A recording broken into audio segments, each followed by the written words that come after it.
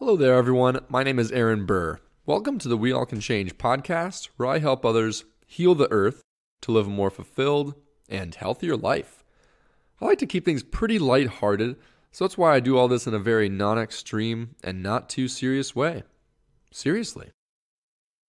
All right, we are on episode number 8. I am talking about population. Yeah, this is a big one. It's kind of big because the solutions I have may piss some people off, and then also the solutions I have are kind of just big solutions. You know, a lot of the stuff that I talk about is pretty, relatively speaking, it's not too crazy of stuff, right? The things I talk about are fairly simple and easy things to do in the grand scheme of things. Population, a little bit tougher, a little bit more difficult, a little bit more sensitive of a subject. Anyways, population. I will be talking about the impacts of population growth, where the growth is coming from around the world, and ways that we can reduce our family's footprint right now, whether that be right now as far as our current family, or reducing our family's footprint in the future if we plan to have one. Yeah, I'll be talking about the orphan problem around the world and ways to slow population growth, as well as some organizations to get involved in. Yeah.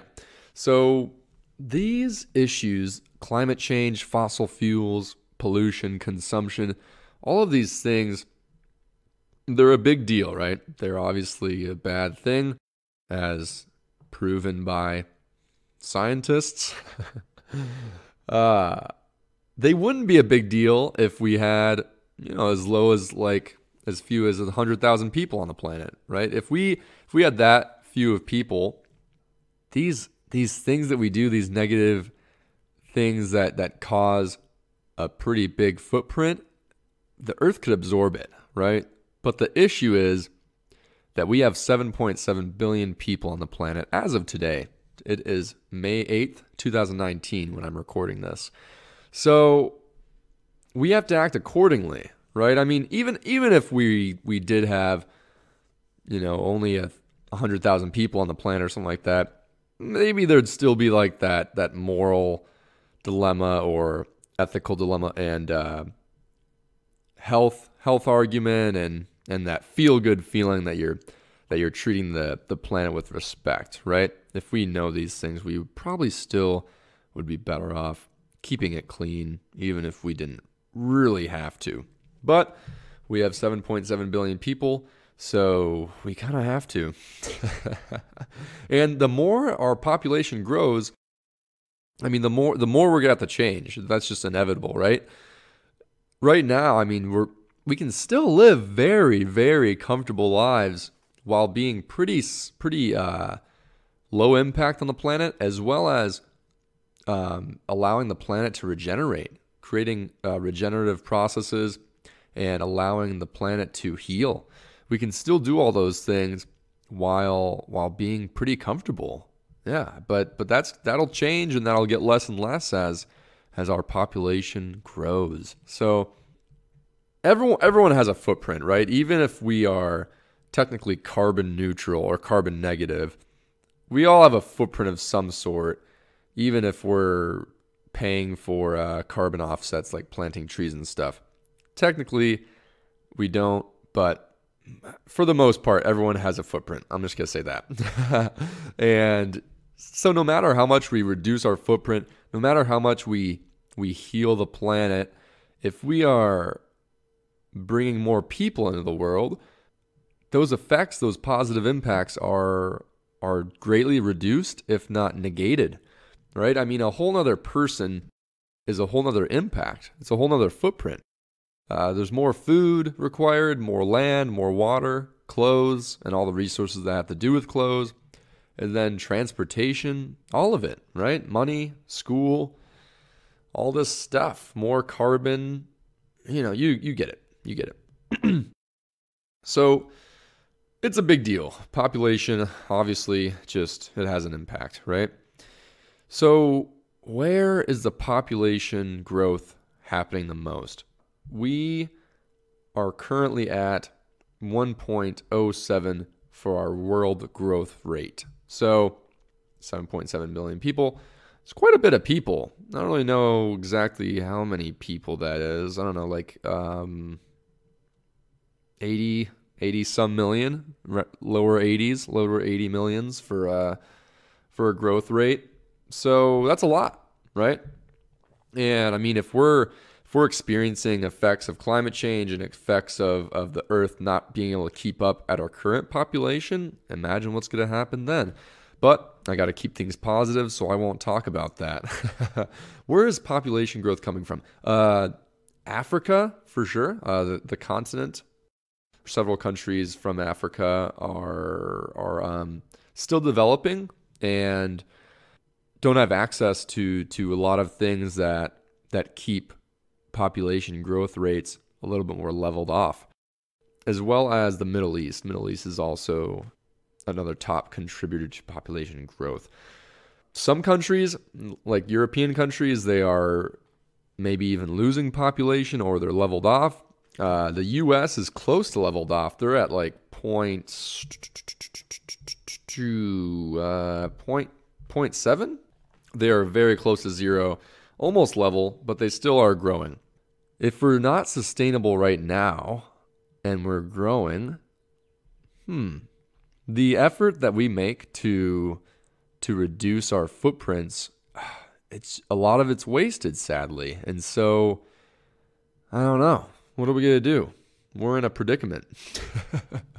You see what I'm saying, though. I'm talking to a microphone, asking the microphone questions, but you see what I'm saying. If a city reduces its footprint by 5% of a footprint reduction in 5 years, and in that same 5 years, the population increases by 8%, the footprint is still going to grow by about like 0.2 some percent. Crazy. So, yeah. So it's a big deal, right? I mean, we don't want to waste all this effort that we're making to reduce our footprint just to have it thrown away by some more human beings. And then let's hope that those new human beings are also environmentally conscious, because if not, dang. So what can we do? Because I just got really depressing and I hate doing that on this podcast. Not allowed. I'm staring at my teacup right now. It's like halfway full and it's just calling my name to take a sip. But I'm trying to be good for the podcast and not do it. We'll see if I'm strong enough. So what can we do? So for those that already have families and already have children, I would say connect them with the earth as much as possible. Get them outdoors. You don't have to force them to do all these things, but if you do them and if you have fun and they notice that, I think they're going to pick up on it for sure, and they're going to want to spend time with you. I mean, every kid wants to spend time with their parents, unless they're terrible parents maybe. Even then maybe they do. So, yeah, get your kids outside. Get your family outside, get them connected to the earth. Grow some food, plant some wildflowers, plant some trees, or just go on a hike. Anything you like to do, get them connected. Because ultimately, that's why I went down this path, is because I spent time in the outdoors. I went biking, and then biking got me into hiking and all the other INGs out there. So because my parents got me outside, I developed this passion and this value to protect the environment. And that led me down this world-saving path. So you never know what impacts they might have. Or on the individual level, it's more so just they're probably going to think about their impact more because they care about these places and they have experience with these places. If we don't have experience and we don't really value these natural areas, then why would we change, right? So connect people with the earth. Teach the importance of protecting it for sure, education-wise, and that goes to pushing that into school systems too. I mean, a environmental sustainability course, but like a cool and fun one in elementary or in high school, middle school, that'd be sweet. That would be pretty cool. I mean, that the only thing I can think of is environmental science is a kind of a required course in college, but no one takes it seriously, and you don't really, it doesn't really have an effect, I don't think, as much as a social sustainability course would. And then you can also feed and clothe them, your kids, in sustainable ways, right? You can choose more sustainable foods, more plant-based foods, of course, keeping an eye on nutrition and everything, make sure all the nutritional needs are met. Yeah, there's different clothing that you can swap, and then reusable items instead of disposable items, all that stuff that you know how to do for yourself, you can also do for your family. So there's that. And for those that are planning to have a family, you could, this is like the tough part. I don't really want to tell anyone to do anything. And this is like a very sensitive topic, it seems like. Like every time I talk about this issue, this is when people get lit up, even if they're environmentalists and whatnot. But there's obvious impacts to things, and I can just keep it fact based. And if I'm not telling you to do anything, I'm just telling you that we can do these things, and these are the best impact. I mean, obviously the biggest impact that we can have is to have no kids at all, right? And I mean that, you're not contributing to a whole nother person's footprint, basically, because that's tacked onto your own footprint. Realistically, it is a tacked onto your own footprint. And so if you're spending all this time reducing your footprint, and then this child comes along, and that's a whole nother impact in and of itself. So there's that. I'm not telling anyone to not have a family if that's what they really want and desire, and that's what they value. You can also just have one less child than your original plan was. You can adopt, because there's tons of kids waiting to be adopted. Some are waiting up to 6 years to be adopted. There are orphans all over the world, 140 million to be exact. I mean, that's technically children who have lost one or both parents, basically, are considered orphans. And so that's from, I think, UNICEF. So 140 million, pretty big number. And so there's all these kids looking for families. And I don't know, maybe it makes sense to help one of those kids out, and you're also not bringing a new kid into the world with a whole other impact, right? This kid is already going to have an impact. It already needs some parents. Might as well help it out. I've never wanted kids. I mean, ever since I could think about and contemplate and decide if that's what I wanted, it hasn't been appealing to me. Maybe I'm selfish. Maybe I don't know. I want to live my own life, I guess, and I have a deeper calling. Not deeper. Well, deeper for me. Yeah, not deeper for everyone. But I have a more important calling, and that is to help the earth than it is to raise the family. I get probably as much value and reward from this work that I do that I don't really require having children. Plus, on all of that, I mean, we save the planet, right, by doing that. So you are greatly reducing carbon emissions and taxing on the planet, and you're saving some money for sure. And so, I mean, that's just me, and I just don't see it in my life. And maybe some people might think that, oh, you're young, give it a few years, you'll probably want kids, or give it the right person, you'll probably want kids. But I don't know. This is different. This is my life, and I don't feel like I'm broken in any way that I don't want kids, or I don't feel like that I'm just being young. I feel like this is what is in line with my values, and I think it's gonna stay that way. So that's my take on it. Anyways, I mean, I'm grateful to have been raised, absolutely.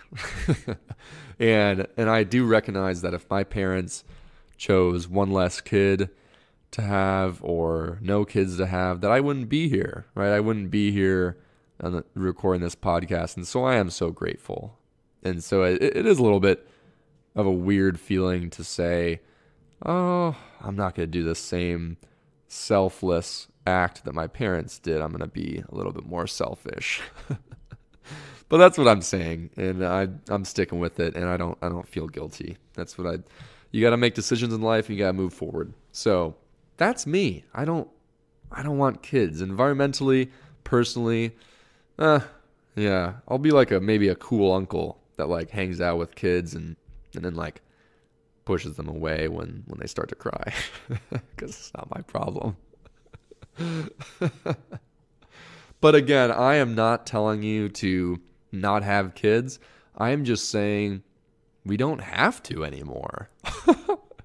There's almost 8 billion fucking people on the planet. We don't have to. It's kind of like God, it's just so weightlifting, I guess. Like the weight is off our shoulders.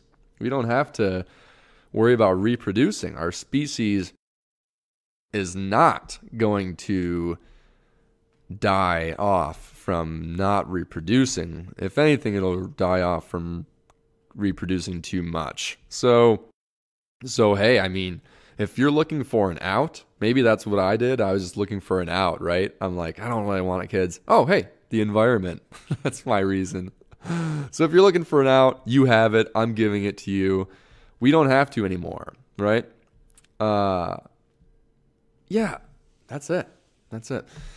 I mean, I hear a lot of people say, as far as like Africa and then I guess Middle East too, poverty-wise and everything, and even in the U.S. too. I've heard this before in lower income communities, communities dominantly people of color. I've heard people say, "Oh, it's their own fault. They keep having kids," and that is like just absolute bullshit, though. For sure. I mean, here I am talking about how we shouldn't be having kids, right.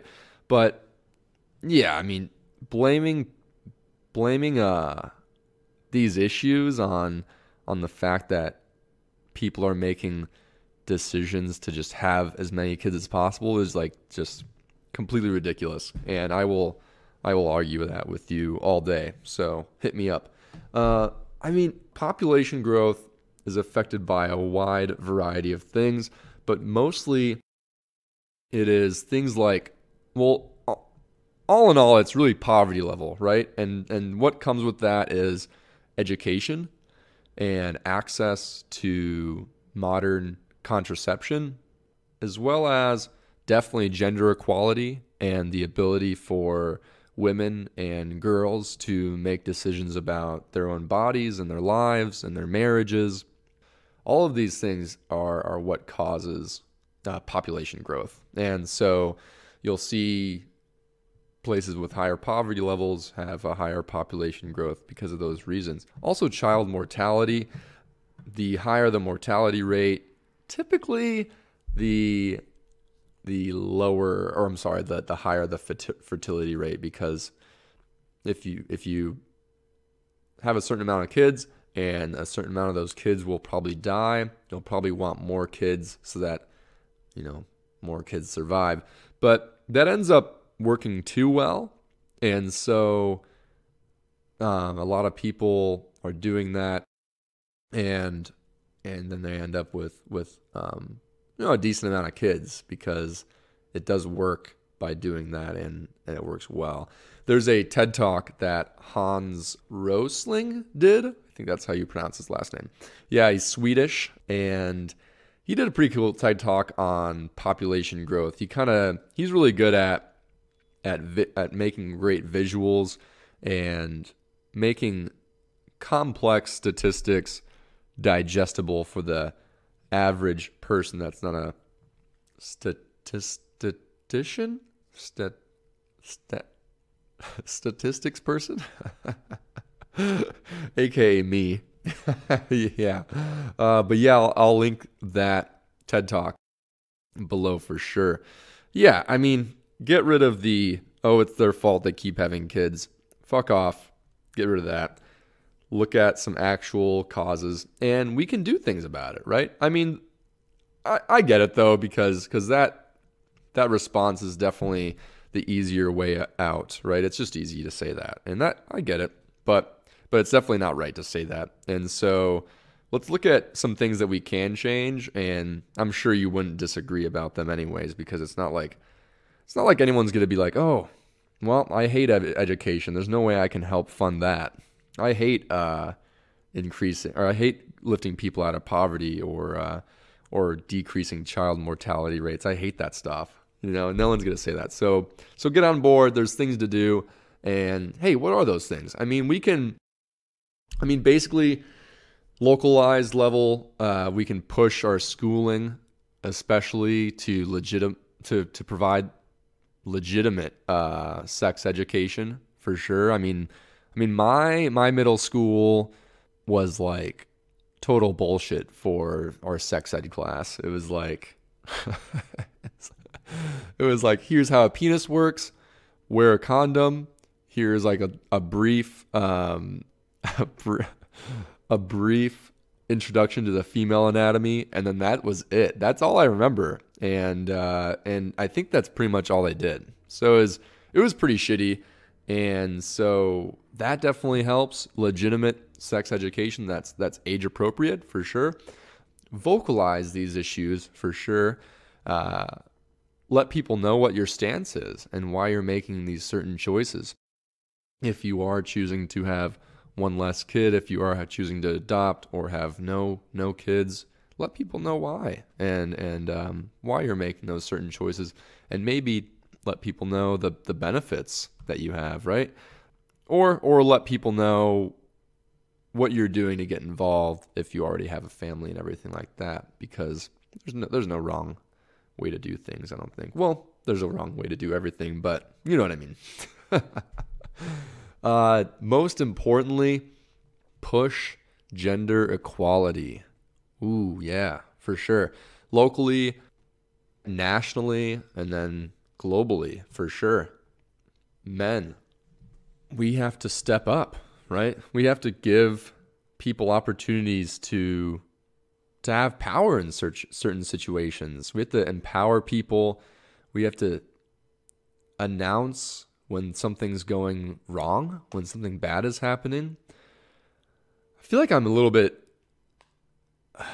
uncomfortable talking about this. Maybe it's mostly because of my insecurities related to how I treat people, maybe, or how I have treated people.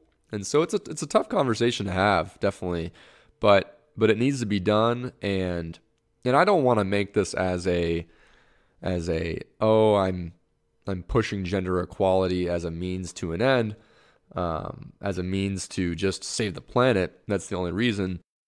I do believe in many different issues.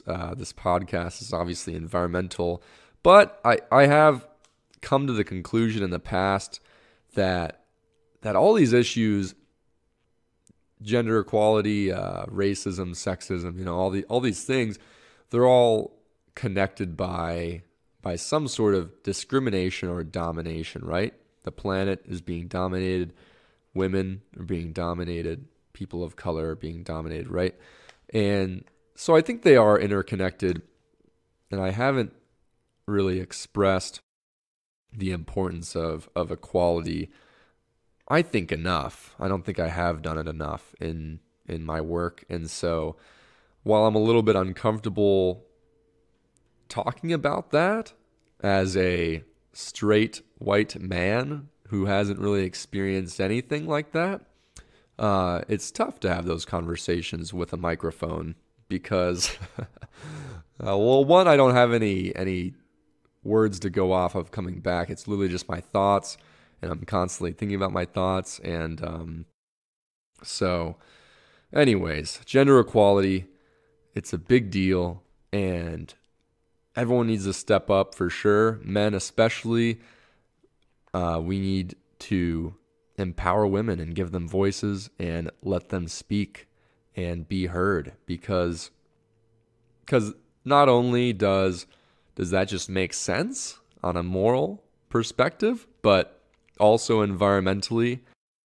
So in summary, get people out of poverty, get people access to basic needs, basic health needs, basic modern contraception, promote gender equality, promote all equality, but definitely gender equality for environmental wise, because allowing women and girls to make their own decisions and to be educated on these issues will have a great impact, not only quality of life wise for them, for everyone, but also environmentally. The impacts are just crazy. What organizations can we get involved in? So again, this is definitely a little bit of a tough one for me, as far as, I basically try to find organizations that are pushing equality, poverty stuff, child health, youth health in general, education. And I don't really feel comfortable sharing organizations that I haven't fully researched, I suppose, and really dug into. So I've got a few here. Definitely the Bill and Melinda Gates Foundation. They empower the poor, for sure. They focus especially on women and girls in that category. And then they also help young people survive and thrive. So that's pretty cool. Care.org, good one too. And UN Women. Yeah, all these things, all these different organizations, those are great. There's definitely a plethora more, but those are the ones that I'm very familiar with. And so those are the ones that I'm going to share. Yeah. Cool. That's pretty much all I've got this episode. What is new for We All Can Change? I am adding a additional menu item to the site with a couple pages on it, and I'm still working on that, so that is coming along. But that's pretty much it. Yeah, I am just grinding away, trying to dish out some podcasts every week, a podcast every week, and still writing a lot, but I'm gonna try and condense my writing into one post every month. So hey, if you enjoyed this episode, please share it around. You can also donate to fund my work by either PayPal or now Patreon. This keeps my bills paid, allows me to keep learning better ways to serve you, as well as keep me advertisement free, which is maybe the most important part. Thank you so much for your support. I really appreciate it. And if you're looking to stay updated on new episodes or blog posts that come out, you can sign up for a weekly update on what's new. No clutter, not ever. So don't worry about that. It goes out every Sunday morning, so kind of like a Sunday paper, or like going to church every Sunday morning, but it's like environmental church. It's pretty cool. So just head over to weallcanchange.com and enter your email at the top of any page. Hey, thank you so much for all your support. I really appreciate it. I'm so excited to continue down this path with all of you. Take care.